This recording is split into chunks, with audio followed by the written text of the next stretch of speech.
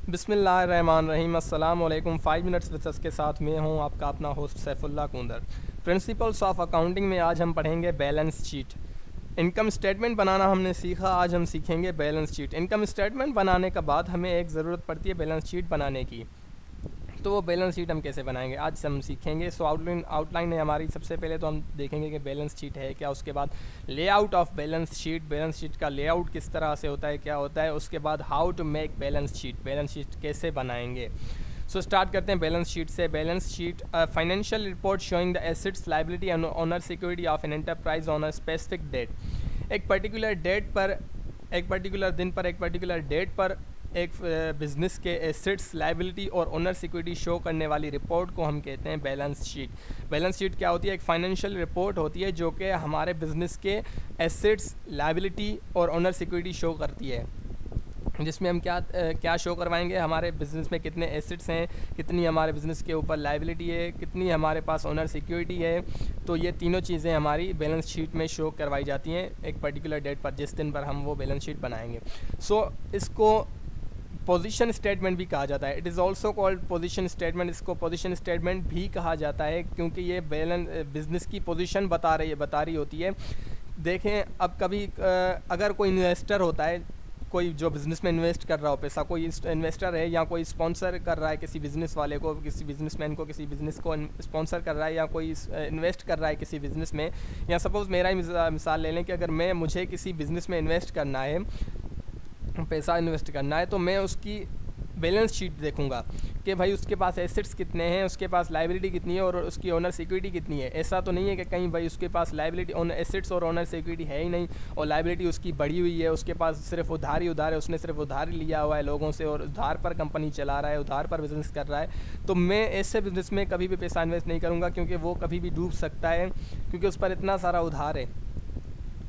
सो ऐसे बिज़नेस पर अक्सर इन्वेस्टर इन्वेस्ट नहीं करते। तो इन्वेस्टर क्या करते हैं, अक्सर बैलेंस शीट चेक किया करते हैं। जब भी किसी बिज़नेस में इन्वेस्ट करते हैं पैसा, तो इन्वेस्टर्स क्या करते हैं, बैलेंस शीट चेक करते हैं, उसकी बैलेंस शीट को देखते हैं उसकी। तो उसमें उससे पता चल जाता है कि उस बिज़नेस में कितने एसेट्स हैं उसके पास और कितनी लायबिलिटी है और कितना उसके पास ओनर सिक्योरिटी है।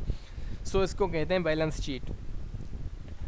अब ये हमारा था trial balance, adjusted trial balance. अब बैलेंस शीट भी एडजस्टेड ट्रायल बैलेंस से ही बनेगी।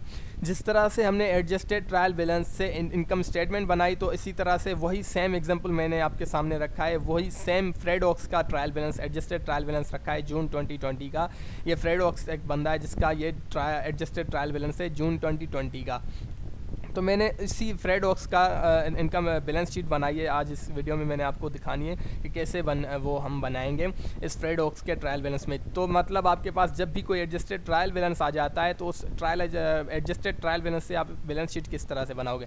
तो आपको पहले तो इनकम स्टेटमेंट बनानी है उस एडजस्टेड ट्रायल बैलेंस से, क्योंकि आपको बैलेंस शीट के लिए एक एडजस्टेड ट्रायल बैलेंस की ज़रूरत पड़ेगी और उसी एडजस्टेड ट्रायल बैलेंस में से बनी हुई इनकम स्टेटमेंट की आपको इनकम स्टेटमेंट की ज़रूरत पड़ेगी। तो मैंने यहाँ पर इनकम स्टेटमेंट भी ये लाई हुई है, आपके सामने रखी है कि ये इनकम स्टेटमेंट जो हमने इस एडजस्टेड ट्रायल बैलेंस से इनकम स्टेटमेंट बनाई थी पिछले लेक्चर में, फ्रेड ऑक्स की जून 2020 की इनकम स्टेटमेंट। तो ये इनकम स्टेटमेंट है।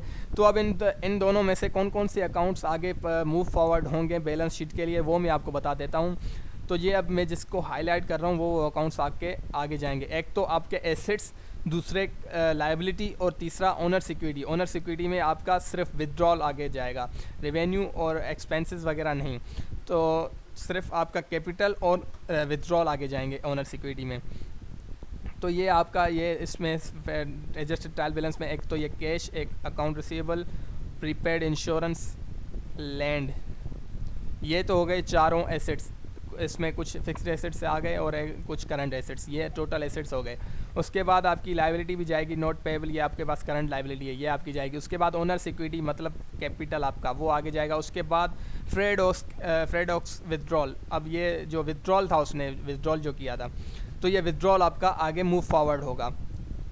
आपको विदड्रॉल को भी आगे मूव फॉरवर्ड करवाना है। ये अकाउंट्स इस एडजस्टेड ट्रायल बैलेंस से मूव फॉरवर्ड होंगे। और इनकम स्टेटमेंट से क्या मूव फॉरवर्ड होगा, इनकम स्टेटमेंट से आपकी जो ये नेट इनकम है, नेट इनकम, ये आपकी मूव फॉरवर्ड होगी बैलेंस शीट में।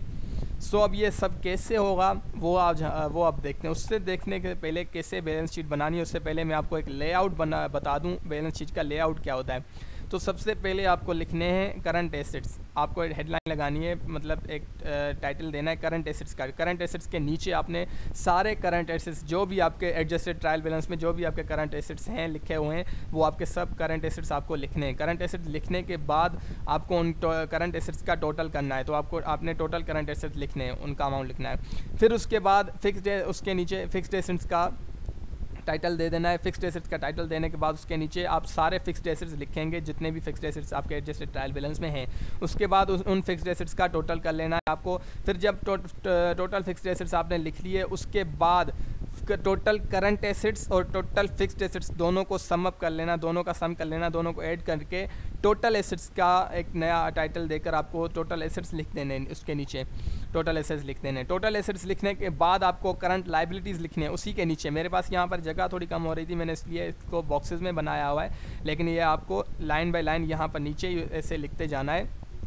अब उसके मतलब टोटल एसेट्स आपने लिख दिया, उसके नीचे फिर आपने लिखना है करंट लाइबिलिटीज़ का टाइटल देकर जितनी भी करंट लाइबिलिटीज़ हैं आपके पास वो सब लिखेंगे। उसके बाद उसका टोटल करेंगे, उन सब लाइबिलिटीज़ का टोटल करेंगे, फिर टोटल करंट लाइबिलिटीज़ आप लिखेंगे।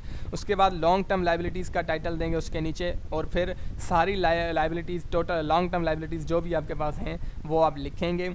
उसके बाद टोटल लॉन्ग टर्म लाइबिलिटीज़ उनका टोटल करेंगे, लॉन्ग टर्म लाइबिलिटीज़ का टोटल करेंगे। अब करंट लाइबिलिटीज़ का टोटल और लॉन्ग टर्म लाइबिलिटीज़ का टोटल इन दोनों को करेंगे ऐड, दोनों को ऐड करके टोटल लाइबिलिटीज़ का अकाउंट बना लेंगे। टाइटल लिखकर आप उस सामने उसके लिख देंगे, अमाउंट लिख देंगे टोटल लाइबिलिटीज़ की टोटल कितनी हुई, करंट और लॉन्ग टर्म को मिलाकर टोटल लाइबिलिटीज़ कितनी हुई। करंट लाइबिलिटी से मुराद शॉर्ट टर्म लाइबिलिटी भी है, मतलब शॉर्ट टर्म लाइबिलिटी भी उसको कहते हैं और करंट लाइबिलिटीज़ भी कहते हैं। उसके बाद टोटल लाइबिलिटीज़ लिखने के बाद आपने लिखना है कैपिटल, आपके बिजनेस का कैपिटल, ओनर सिक्योरिटी लिखनी है कैपिटल का अमाउंट लिखने के बाद उसके नीचे लिखना है नेट इनकम, जो कि आप इनकम स्टेटमेंट से मूव फॉरवर्ड करेंगे। नेट इनकम आपकी इतनी है।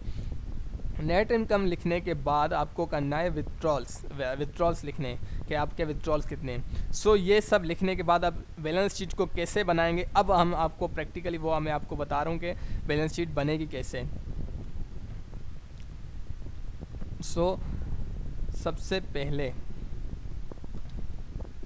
ये रही हमारी बैलेंस शीट। अब इसको बनाना कैसे है मैंने आपको बताया। सबसे पहले तो आप ऊपर से ये टाइटल दे देंगे फ्रेड ऑक्स बैलेंस शीट जून 31, 2020। मैंने आपको बताया बैलेंस शीट क्या करती है, स्पेसिफिक डेट पर, एक पर्टिकुलर डेट पर आपकी एसेट्स लायबिलिटीज़ और ओनर सिक्योरिटी को शो कर रही होती है। तो आपको डेट लाजमी देनी है जब आप जिस डेट पर आप वो बना रहे हो, जिस मंथ की जिस डेट पर आप वो बना रहे हो बैलेंस शीट। तो ये बैलेंस शीट जून 31, 2020 मैंने आपको यहाँ पर मैंने लिख दिया। ये आपको टाइटल लगा देना है। टाइटल लगाने के बाद यहाँ पर आपने लिखने सबसे पहले तो क्या एसेट्स लिखने के लिए पहले आप करंट एसेट्स का ये टाइटल देंगे। मैंने आपको ये इसको बोल्ड भी किया हुआ है, इसलिए मैंने इसको बोल्ड करके लिखा हुआ है। ये करंट एसेट्स आपने ये टाइटल दे देना है करंट एसेट्स। उसके नीचे आपने सारे एसेट्स लिख देने जो भी आपके पास करंट एसेट्स हैं। तो हमारे पास करंट एसेट्स कौन कौन से हैं, हम कहाँ से लेंगे, वो हम लेंगे एडजस्टेड ट्रायल बैलेंस से। तो मैं यहाँ उनको हाईलाइट कर देता हूँ। एक तो मेरे पास करंट एसेट है ये कैश, फिर अकाउंट रिसीवेबल, फिर प्रीपेड इंश्योरेंस, लैंड हमारा फिक्स्ड एसेट है। तो ये तीन मेरे पास करंट एसेट्स हैं, उनके ये अमाउंट हैं। ये अमाउंट भी मैंने वहाँ लिख दिए हैं। अब चलते हैं वहाँ पर। तो ये मैंने कैश लिखा, कैश का अमाउंट लिखा, फिर अकाउंट रिसीवेबल लिखा, उसका अमाउंट लिखा, फिर प्रीपेड इंश्योरेंस उसका अमाउंट लिखा। ये अमाउंट लिखने का तरीका भी आपको फॉलो करना है कि मैंने देखे किस सीरीज़ में अमाउंट ये लिखे हैं पूरे। ये देखें ये किस सीरीज़ में आ रहे हैं और इनका मतलब क्या है, इनका मकसद क्या है ऐसे लिखने का, वो भी मैं आपको बताता हूँ। तो अब ये जब लिख लिए करंट एसेट्स, तो फिर मैंने आपको क्या बताया लेआउट में कि करंट एसेट्स लिखने के बाद उनका टोटल लिखना है, टोटल करंट एसेट्स कितने हुए। तो यहाँ पर मैंने फिर ये बोल्ड किया हुआ है, एक स्पेस देकर आगे करके मैंने लिख दिया यहाँ पर टोटल करंट एसेट्स कितने हुए हमारे, वो मैंने इससे स्पेस देकर ये देखिए आप यहाँ पर एक मैंने स्पेस दिया हुआ है थोड़ा सा। जो मैंने करंट एसेट्स के अमाउंट लिखे थे उनसे थोड़ा साइड करके मैंने टोटल करंट एसेट्स का अमाउंट लिख दिया कि इनका सबका टोटल कर दिया, मतलब इन सबको कर दिया ऐड, इन सबको ऐड करके टोटल जो आया इनका वो मैंने यहाँ पर लिख दिया। तो अब ये हो गया एक टोटल करंट एसेट्स का। फिर उसके बाद नीचे मैंने फिक्स्ड एसेट्स का टाइटल दिया, फिक्स्ड एसेट्स। तो अब मुझे फिक्स्ड एसेट्स लिखने हैं। फिक्स्ड एसेट्स हमारे पास सिर्फ लैंड था, तो हमने लैंड लिखा। लैंड लिखने के बाद लैंड का अमाउंट ये हमने लिखा, लेकिन उस सीरीज़ में जहाँ पर हमने करंट एसेट्स लिखा था, ये करंट एसेट्स का अमाउंट है, उसी सीरीज़ में मैंने ये 10,000 लिख दिया लैंड का फिक्स्ड एसेट का अमाउंट। फिर मैंने दूसरी मेरे पास कोई भी फिक्स्ड एसेट नहीं था दूसरा, तो मैंने फिक्स्ड एसेट का टोटल कर दिया। ये टोटल फिक्स्ड एसेट्स इसी तरह से इसी सीरीज़ में, ये देखें मैंने आपको दिखा रहा हूँ कि ये इसी सीरीज़ में मैंने लिखा है टोटल फिक्स्ड एसेट्स, जैसे मैंने टोटल करंट एसेट लिखा था, और उसी सीरीज़ में मैंने ये इसका टोटल भी लिखा है। तो ये मेरे पास था ही एक 10,000, तो मैंने वही अमाउंट ये सेम लिख दिया यहाँ पर, लेकिन उसी सीरीज़ में देखें। अब क्या करना है, अब इन दोनों को करना है ऐड, टोटल करंट एसेट्स को और टोटल फिक्स्ड एसेट्स को करना है ऐड करके फिर आपको लिखने ने टोटल एसेट्स। ये मैंने इसको और साइड करके लिख दिया है, देखें, ताकि ये क्लियर होता जाए, हमें पता चलता जाए कि हम लिख क्या रहे हैं। तो ये टोटल एसेट्स हमारे हो गए, इनको हमने इसी सीरीज़ में यहाँ पर इसी लाइन में मैंने इसी के नीचे लिख दिया, इन दोनों को कर दिया क्या ऐड, इन दोनों को कर दिया ऐड। तो ये आ गया मेरे पास अमाउंट 25,125। तो ये मेरे हो गए टोटल एसेट्स। टोटल एसेट्स हो जाने के बाद अब मैंने लिखनी है लाइबिलिटीज़। लेआउट में लिखा है कि टोटल एसेट लिखने के बाद अब मुझे लाइबिलिटीज़ लिखनी है। तो लाइबिलिटीज़ में सबसे पहले मैं करंट लाइबिलिटीज़ लिखूंगा। तो ये मैंने करंट लाइबिलिटीज़ का टाइटल दिया, उसके नीचे मैंने सारी लाइबिलिटीज़ लिखी जितनी भी करंट लाइबिलिटीज़ मेरे पास थी। तो मेरे पास सिर्फ एक ही लाइबिलिटी है जो कि है नोट पेबल, जो कि करंट लाइबिलिटी है। तो मेरे पास एक ही करंट लाइबिलिटी है।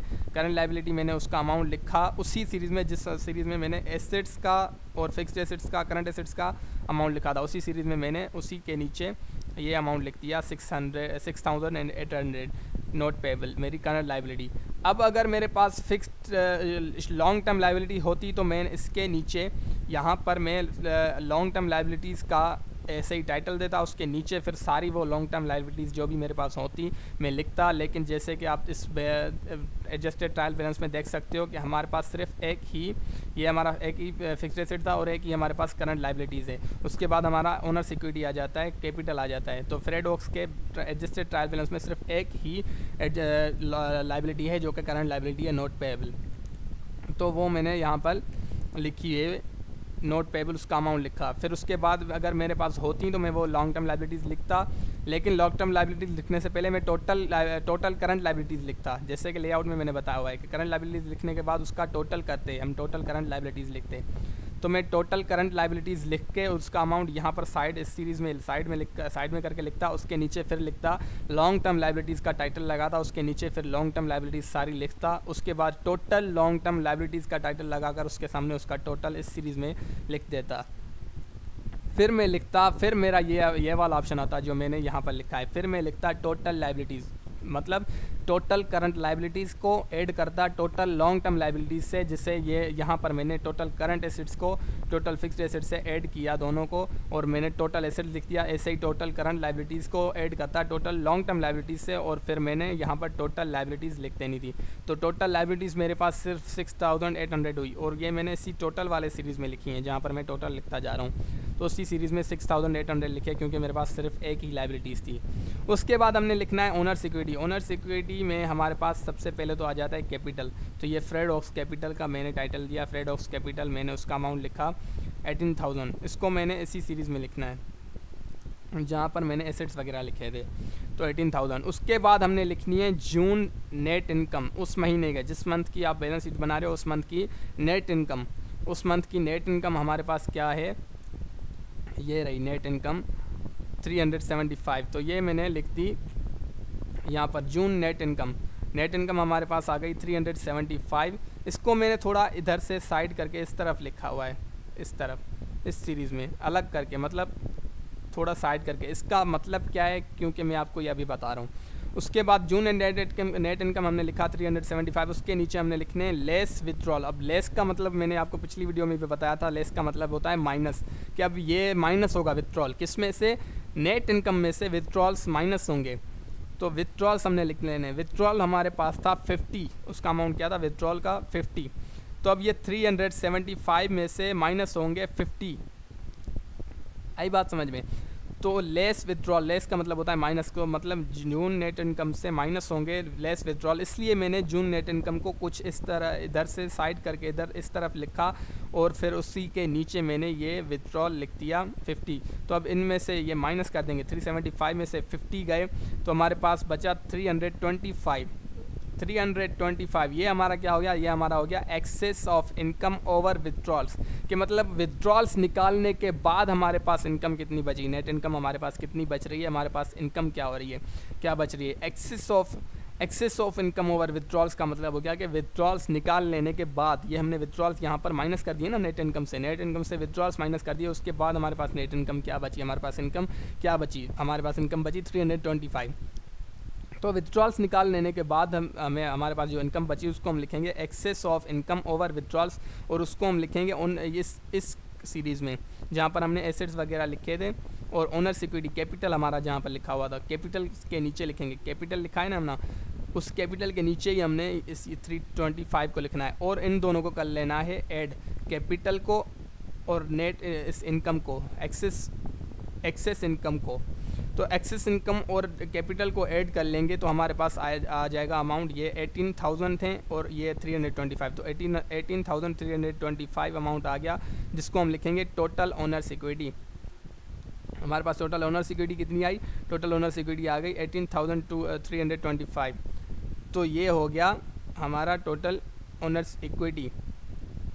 तो अब ये बन गई हमारी एक बैलेंस शीट। अब बैलेंस शीट सही बनी है या गलत बनी है इसका पता हमें कैसे चलेगा, इसका पता हमें चलेगा बेसिक अकाउंटिंग इक्वेशन से, जो हमने शुरू में पढ़ी थी ना अकाउंटिंग इक्वेशन के टोटल एसेट्स जो होते हैं हमारे पास, टोटल एसेट्स वो हमारे किसके इक्वल होने चाहिए, total liabilities plus total owners equity.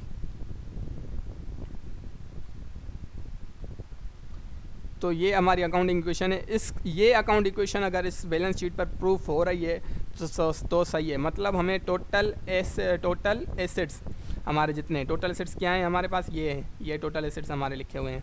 Total assets अगर हमारे इक्वल हो रहे हैं टोटल लायबिलिटीज़ क्या हैं 6,800 और टोटल ओनर्स इक्विटी है 18,325। तो टोटल एसेट्स की कीमत वैल्यू क्या है, अमाउंट क्या है 25,125। तो अगर हम इस 600 टोटल लायबिलिटीज़ को और टोटल ओनर्स इक्विटी को अगर ऐड करें, दोनों को ऐड करें तो इसके इक्वल आना चाहिए, किसके, ये इस अमाउंट के, इसके इक्वल आना चाहिए। ये क्या आना चाहिए, इक्वल आना चाहिए किसके, टोटल एसेट्स के। अगर दोनों इक्वल हो रहे हैं, टोटल एसेट्स इक्वल हो रहा है total liabilities plus total owners equity के, तो हमारी बैलेंस शीट क्या है, बिल्कुल सही है। तो आज के लेक्चर में यही था, इतना ही था, यह आपने बैलेंस शीट बनानी सीख ली। तो उम्मीद करता हूँ कि आपको पूरी अकाउंटिंग समझ में आ चुकी होगी। अगर किसी भी लेक्चर में कहीं पर भी कोई भी मसला है तो उसी लेक्चर की वीडियो में आप कमेंट में वो क्वेश्चन पूछें जो आपको क्वेश्चन आ रहा है, या आप ईमेल पर मुझसे कांटेक्ट कर सकते हैं, वहाँ पर आप क्वेश्चन कर सकते हैं अगर आपको कोई भी प्रॉब्लम आ रही है। तो मुझे देंगे इजाज़त, मिलेंगे इंशाल्लाह नेक्स्ट लेक्चर में, तब तक के लिए मुझे देंगे इजाज़त। अल्लाह हाफ़िज़, थैंक यू सो मच।